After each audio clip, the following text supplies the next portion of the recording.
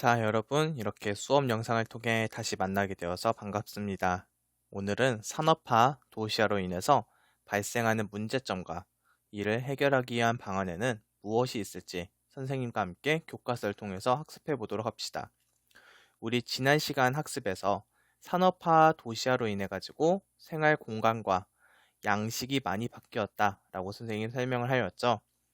생활 공간 측면에서 도심부의 발달로 인해서 주변 도시로 주거 지역이 이전하게 되고 대표적인 예로 우리 김포도 이러한 주거 지역 이전으로 인해 가지고 신도시가 건설되게 되고 서울에 살고 있던 인구들이 많이 김포로 이전을 해오게 되었죠. 하지만 도시가 발달하게 되면 이를 위해서 교통이나 편의시설 등이 확충이 되어야 되는데 그것이 갖춰지지 못한 상태로 인하여 많은 불편을 겪는 경우가 발생하겠지요. 또한 기존의 농촌 사회에서 도시화가 이루어지면서 가치관 자체가 개인주의 가치관으로 변모하게 되었고요. 이로 인해서 공동체성이 약화되고 인간 소외 등의 다양한 문제가 발생할 수밖에 없을 겁니다. 자세한 내용은 이제 교과서 내용을 통해서 같이 살펴보도록 하죠. 교과서 78쪽이에요. 산업화 이후 도시에 사는 사람들의 수는 계속 늘어나 현재 세계 인구 절반 이상이 도시에 거주하고 있다. 증가하는 인구를 수용할 수 있는 도시 기반 시설이 제대로 확충되지 않거나 일자리가 부족하면 여러 가지 도시 문제가 발생한다. 도시 문제에는 주택 부족과 불량주택 등의 주택 문제, 교통체증과 주차 공간 부족과 같은 교통 문제, 수질 및 대기 오염과 같은 환경 문제, 범죄, 실업 등이 있다. 자, 78쪽의 첫 번째 문단을 같이 읽어보았죠? 우선 도시 기반 시설이 무슨 뜻인지 먼저 살펴볼까요? 교과서 날개 부분을 살펴보면은 대중교통, 도로, 시장, 공원 등 도시인의 생활이나 도시 기능의 유지에 필요한 물리적인 요소를 도시 기반 시설이다 라고 설명을 하고 있죠. 도심의 확장으로 인해 가지고 주거 기능이 주변 도시로 발달하고 있지만 직장의 경우에는 도심지에 있겠죠. 그렇기 때문에 대중교통이나 도로의 경우 출퇴근을 위해서 아주 필수적인 도시 기반 시설이 될 거예요.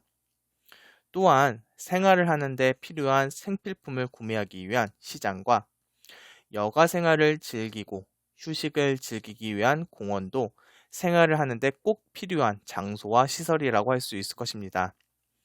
그리고 주거 기능은 외곽으로 확장되고 있는데 그에 맞춰 가지고 거주할 수 있는 주택이 부족하면 안 되겠지요. 공간이 한정되어 있어서 주차 문제, 교통체증의 문제도 발생하게 되고요. 좁은 공간에 모여서 살게 돼서 수질 오염이나 대기 오염과 같은 환경 문제도 많이 발생하고 있고, 그리고 범죄와 실업 문제도 이러한 도시화로 인해 가지고 산업화로 인해 가지고 발생할 수 있는 문제라고 할 수 있습니다. 이를 해결하기 위한 방법을 한번 살펴볼까요? 78쪽 두 번째 문단입니다. 이러한 도시 문제를 해결하려면 정부는 도시의 기능 중 일부를 분산하거나 지방 도시를 육성하여 인구의 지방 정착을 유도해야 한다. 또한 도시 기반 시설을 확충하고 환경과 관련된 법적 규제를 강화하는 정책을 시행하여 도시민으로서 누려야 할 보편적인 권리를 보장해야 된다. 이러한 정부 정책에 맞추어 개인적으로도 대중교통을 이용하거나 환경물질 배출을 최소화하려는 노력을 기울여야 한다.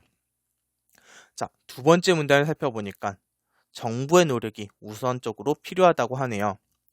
도시의 기능을 지방 도시로 이전하고 인구를 분산해야 한다고 하죠. 그리고 도시 기반 시설을 갖출 수 있도록 우리가 앞서 말한 도시 기반 시설이 뭐였죠?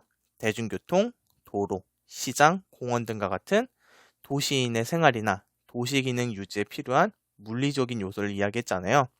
이러한 도시 기반 시설을 갖출 수 있도록 적절한 예산 지원과 정책 편성도 필요할 거예요. 그리고 환경 오염도 도시화로 인해 발생하는 문제였는데 이를 해결하기 위한 방안으로 법적 규제 강화 정책이 제시되어 있는 것을 확인할 수 있죠. 이와 더불어서 개인의 노력도 필요하겠지요. 개인용 차량을 이용하는 것보다 가까운 거리는 가급적 걸어 다니고 먼 거리를 이동할 때는 대중교통을 이용하면 환경 보호에 더욱 좋겠죠. 그리고 우리가 사소한 행동이라도 우리가 한 번 더 환경을 생각하고 환경을 오염시킬 수 있는 물질을 배출하는 것을 최소화하기 위해서 노력한다면 더 좋은 환경에서 살 수 있게 될 것입니다. 그리고 선생님이 앞서 말한 문제 중에서 개인주의 가치관 확대에 따른 문제도 함께 살펴볼까요? 교과서 78쪽 세 번째 문답입니다. 한편 도시적 생활 양식이 확대되면서 공동체의 결속력 약화, 인간 소외 등의 문제가 나타났다. 이러한 문제를 해결하고자 사회적 차원에서 지역 공동체를 회복하기 위한 다양한 전략을 세우고 있다. 이와 더불어 도시민 개개인도 서로에게 관심을 두고 배려하면서 양보하고 도움을 주고받는 이웃이 되어야 한다. 내용 중에 인간소외라는 단어가 등장하죠. 인간소외는 인간이 풍요로운 생활을 위해 만든 물질이 거꾸로 인간을 지배하는 현상을 이야기해요. 물질이 인간을 지배한다고 생각만 해도 이상하고 소름 끼치지 않나요? 그리고 공동체를 고려하기보다는 개인의 이익을 먼저 생각하다 보니까 공동체의 결속력 약화 문제도 발생하게 되겠죠. 그래서 이러한 문제를 해결하기 위해서는 사회적 차원의 노력이 필요하게 됩니다. 사회 모두가 지역 공동체를 회복시키기 위해서 노력해야 하고 그 과정 속에서 개인 한 사람 한 사람 모두가 이웃에 관심을 두고 서로 배려하면서 양보하고 도움을 주고 받아야 한다고 하네요. 자, 오늘은 산업화 도시화로 인해 가지고 발생하는 문제점과 이를 해결하기 위한 방안에 대해서 살펴보았습니다. 다음 원격 수업 시간에는 교통통신의 발달과 정보화에 따른 변화, 그리고 내가 사는 지역의 공간 변화까지 살펴보도록 하겠습니다. 오늘 수업 듣느라 고생 많았고 선생님들과 활동 수업 잘 하길 바라겠습니다. 이번 주 원격 수업도 고생 많았습니다. 다음 주에 만날게요.